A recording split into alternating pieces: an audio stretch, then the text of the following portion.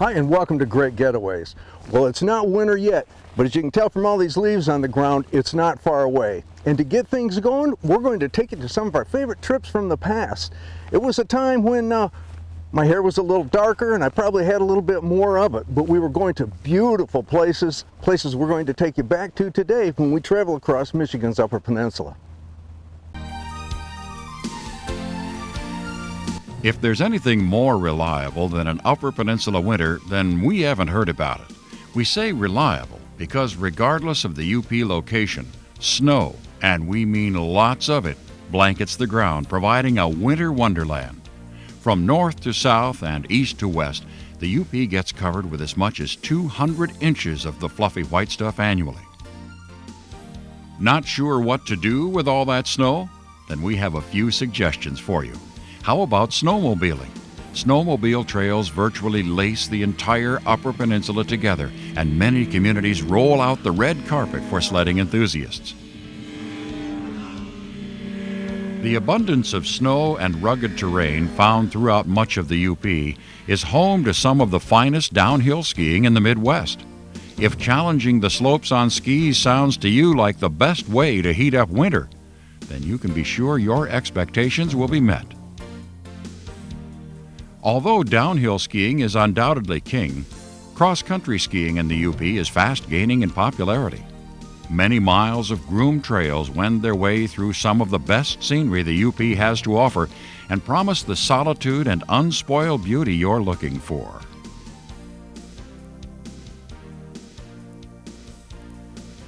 Although beautiful any time of the year, Mother Nature seems to save her finest Upper Peninsula decorating for the winter months. This is when you'll find the breathtaking beauty of a frozen waterfall locked in icy splendor, or the hypnotic spell of a spruce forest cloaked in winter's frost. You don't have to own a snowmobile to enjoy these splendid moments either. Snowshoeing and cross-country skiing are excellent and relatively inexpensive ways of enjoying winter's sights and sounds to their fullest.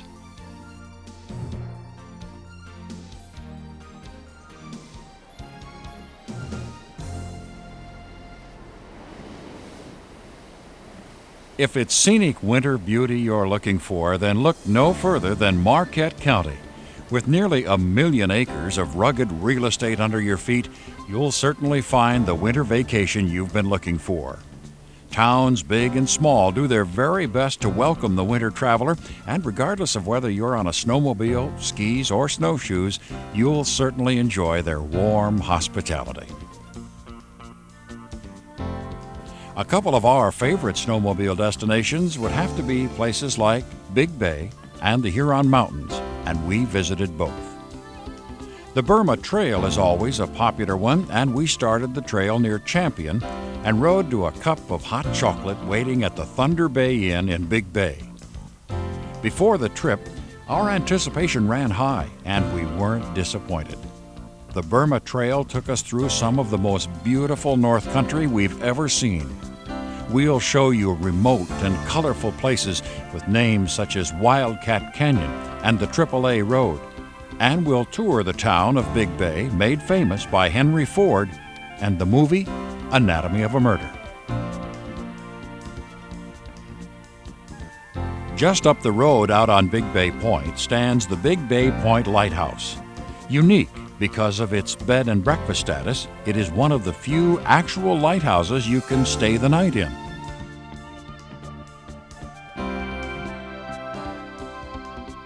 Besides being known for its great snow, Ishpeming is also home to the U.S. Ski Hall of Fame and Museum. The Hall of Fame honors nearly 300 men and women whose contributions and achievements have enriched the sport of skiing. The Hall of Fame and Museum make a perfect stop on a cold afternoon of snowmobiling.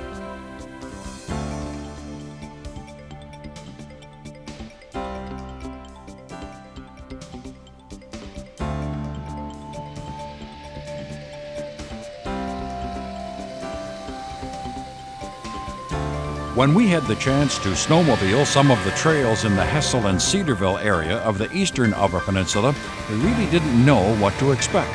Were we ever surprised? This area has to be the most underrated place we know of. First, it's unique. Where else can you snowmobile around 36 beautiful islands? The Les Chenaux Islands, just south of Hessel, used to be the haunts of explorers and fur traders more than 3 centuries ago. Today, the sheltered bays, boathouses, sandy beaches, and natural beauty of the islands offer 4 seasons of fun, rest, and relaxation. We weren't in the mood for sunbathing, but we were dressed for snowmobiling, and that's just what we did. The trails snaked their way from the mainland to the bay and back onto the mainland, providing a fantastic variety of riding. Snow threw an entirely new perspective on touring the islands, and we really enjoyed the sledding. You can't snowmobile all the time, can you? Sometimes you have to stop and try the fishing, too. Fishing through the ice is just another fun way to pass the time, as well as putting some pretty tasty fare on the table. Perch and northern pike seem to be the fish of choice this time of year on the lake.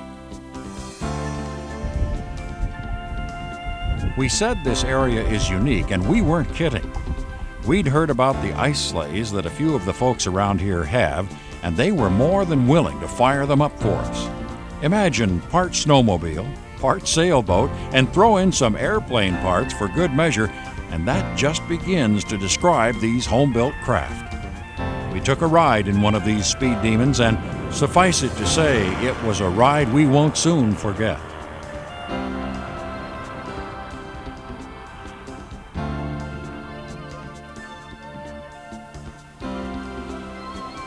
When anyone talks about lots of snow, they'd better be speaking about the Keweenaw Peninsula. One reason, the possibility of well over 300 inches of snow in a year. In fact, the 1995 snowfall in Delaware was 367.4 inches. That, folks, is a lot of snow. With that much snow, you'd think snowmobiling in this part of the country would be popular, and you'd be right. If you haven't been where the snow piles up deeper than you are tall, then come up and take a look. It's a winter lover's winter up here. We'll be joined by Bill Fink, Superintendent of the Keweenaw National Historic Park. He'll lead us on a unique tour through the park and the heart of the Keweenaw Peninsula for a snowmobile excursion like no other. We promise you a rich and rewarding journey filled with scenery, history, heritage, and humor, along with all the sights and sounds of the Keweenaw Peninsula. We'll learn of the wintry hardships of the copper miners in this rugged territory and how this metal built the tiny village of Calumet into a world-class showplace. We'll visit the abandoned ghost towns and mines of the Central Peninsula and see how the history is being kept alive. We'll ride our sleds to the points of scenic interest too, Eagle River Falls, and along the icy shores of Lake Superior. We'll test our machines up 700-plus feet above the lake level to the top of Brockway Mountain for a panorama like no other in the state. The trail to the summit has been called the most scenic drive in the Midwest, and it takes on an entirely new look in winter. You won't want to miss it.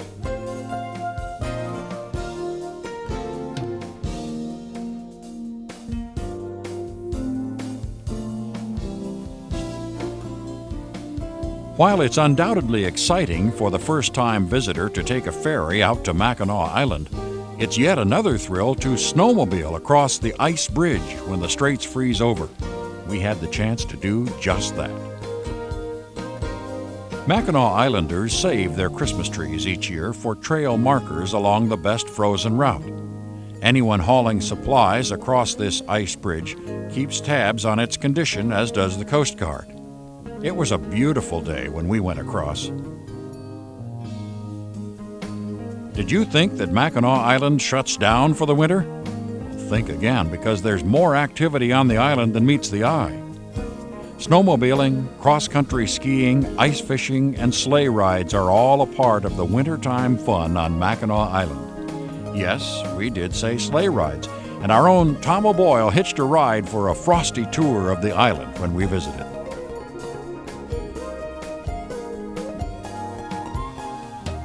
The city of St. Ignace stays busy year-round with winter sports enthusiasts coming in from all points of the compass. Snowmobile trails radiate from town like the spokes of a wheel, and when the ice is thick enough, fish shanties spring up like weeds. We mentioned cross-country skiing was popular in the area, and rightly so, with the Sand Dunes ski area. About 12 miles of trail currently exist for the Nordic skier and offer a variety of challenges for beginner and expert alike. Some outstanding views of Lake Michigan can be seen from some sections of the trail, and the trail takes the skier through some old-growth forest. We don't think there is anything that provides a better way to unwind than a jaunt through the winter woods.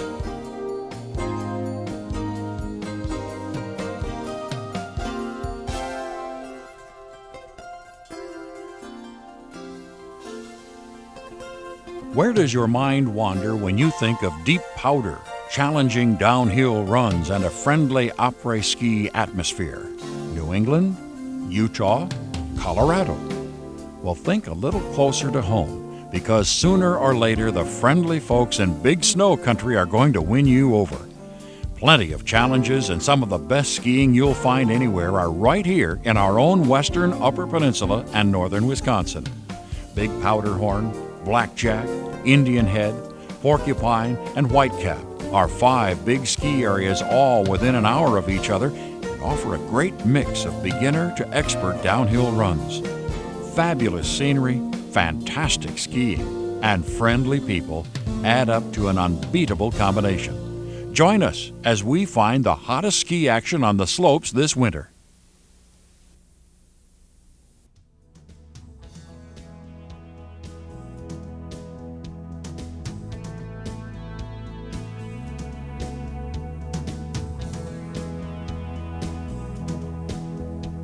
Delta County holds the proud waters of Big Bay and Little Bay Denok, legendary fishing areas on the north shore of Lake Michigan. Well, here's a news flash. The fish don't leave in the winter. This is ice fishing territory, and we'll stake out our shanties and test our willpower with the rest of the hardy souls during this stop. The Bays Denok tempt ice fishing fans from throughout the Midwest each winter. We hope you'll join in as we try to keep up with the real pros on the bay.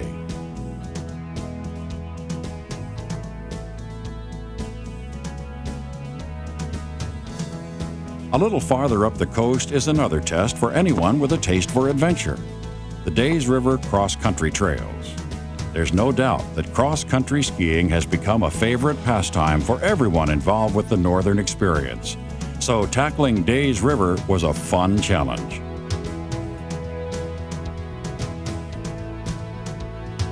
There are over 15 miles of nicely groomed trails to explore, all winding through the beautiful Bay Denok State Forest.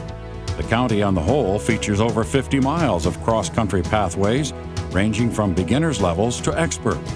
You'll find out all the details on the program, so we hope to have you with us.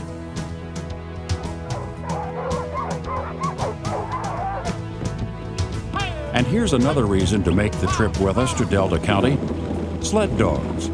Michigan's Upper Peninsula is rapidly becoming a big-time center for sled dog racing. And on this week of our tour, we'll learn the whys and hows of sled dogging with one of the area's leading trainers and racers. This is sure to be an interesting and informative stop along our tour for the entire family.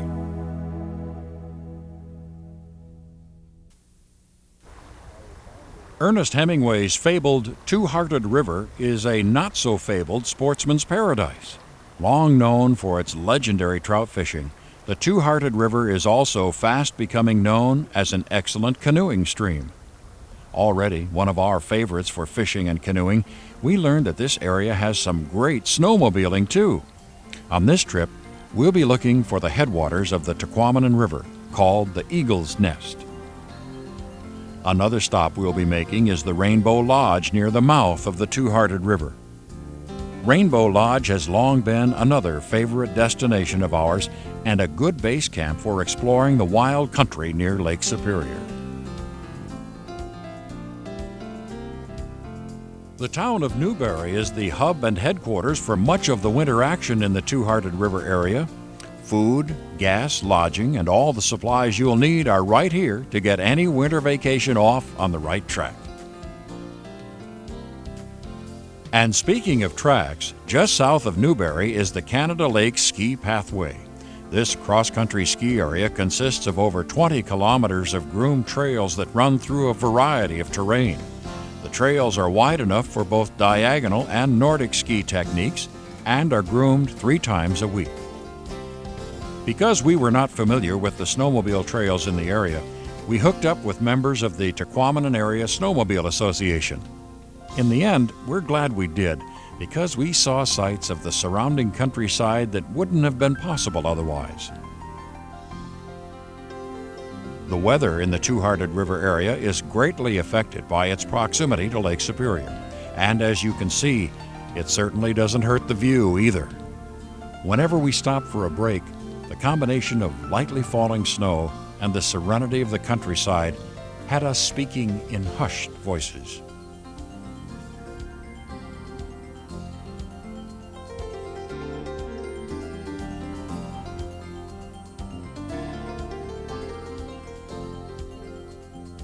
Paradise. No matter what the season or the outdoor activity, there is little doubt that they named this town right. Paradise lies tight on the west shore of Whitefish Bay in Lake Superior. For such a small town, it's big on just what you need to have a good time. Plenty of lodging, restaurants with home-cooked meals, and off-the-beaten track enough to keep things lively. Known as the gateway for Whitefish Point, Paradise is also within easy distance of the Tequamanon Falls. The Tequamanon Falls just happens to be the second largest east of the Mississippi. It may be second in size, but we think location is the key. Our plan was to ride the snow machines to the falls and have a look. We never know what the falls will look like in the winter, but one thing was sure, we were not disappointed. Framed in multicolored stained ice, the sight of thousands of gallons of water crashing eternally over the precipice is one we never tire of.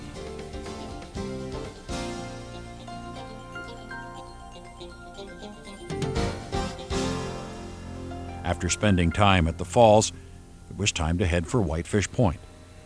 Whitefish Point may be best known for its nationally acclaimed bird watching, but we think it deserves a second look in the winter as well. Perfect snow conditions were with us once again as we hit the trail. The closer we got to Whitefish Point and Lake Superior, the more snow there was. This was snowmobiling at its best.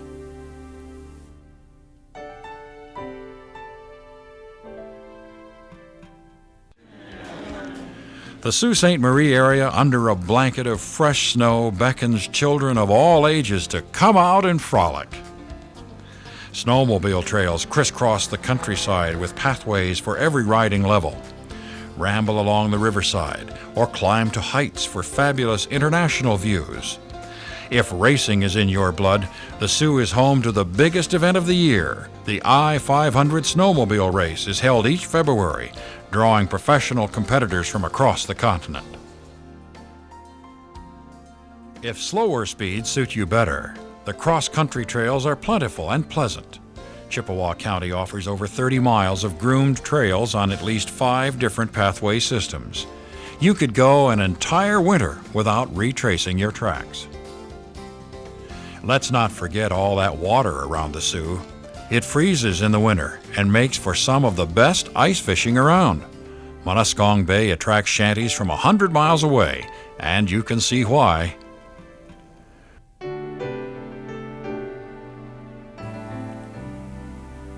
Stretching from Lake Michigan's north shore to within 5 miles of Lake Superior, Schoolcraft County has a little of everything the UP has to offer. Wild rivers and pristine lakes, deep forests, and a plenitude of wildlife combine to make a sportsman's paradise. And that is just a few of the reasons we have chosen Indian Lake as the home of the Northern Experience headquarters. What better place to work? If you use the town of Manistee as your base camp, you may need help in deciding what to do first. For anyone into cross-country skiing, the Indian Lake Pathways Ski Trail would be an excellent place to start. Just out of town, on the west side of Indian Lake, the Indian Lake Pathways Ski Trail offers trails ranging from just under a mile in length to 23 miles. Other popular winter pursuits would include snowshoeing, and there's no better spot for that than the Rainy Memorial Wildlife Area. Located on the northeast end of Indian Lake, the Rainy Wildlife Area is a cooperative project between the Michigan Department of Natural Resources and the Michigan Conservation Fund. At the end of the trail is a large open marshy area that is home to several species of wildlife. Another must-see winter scene in Schoolcraft County would have to be Kitchity-Kippy, or the Big Springs. Accessible in winter only by skis, snowshoes, and snowmobile, the Big Springs are as lovely to see framed in white as it is in the other seasons, and at this time of year, you'll probably have it all to yourself. Don't think for a minute that we've forgotten about the snowmobiling possibilities in Schoolcraft County. There's opportunity aplenty, with hundreds of miles of groomed trails leading off in every direction, regardless of where you start.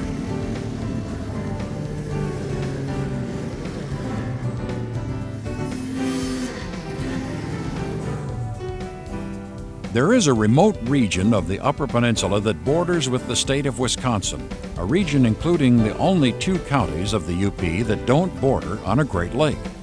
A region of old mines and wild backcountry. This region is Iron and Dickinson County.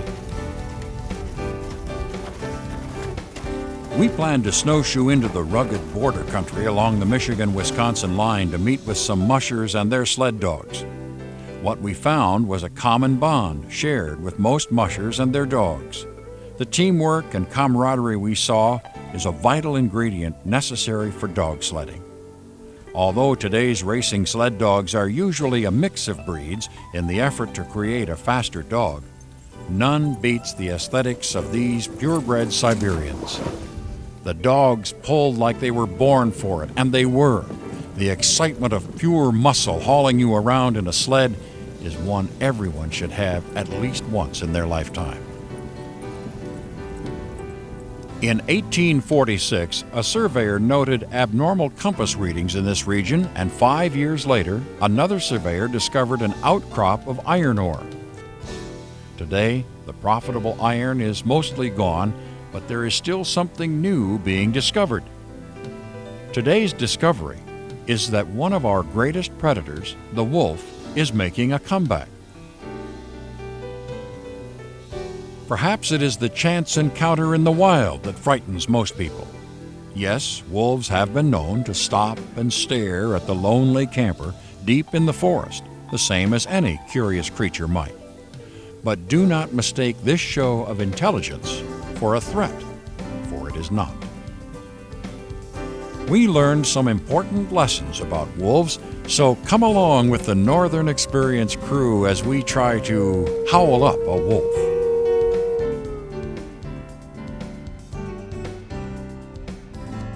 Watersmeet is a crossroads, or more appropriately, a cross trails for two of the major snowmobile routes in the southern UP. We'd be racing across frozen lakes today, though. We met up with old friend Jay Schifra from Jay's Resort on Thousand Island Lake and two of his friends, Bill Smet and Fred Dorpat. Together with their families, we had planned a snowmobile ride around the chain to take in some of what this area offers winter visitors.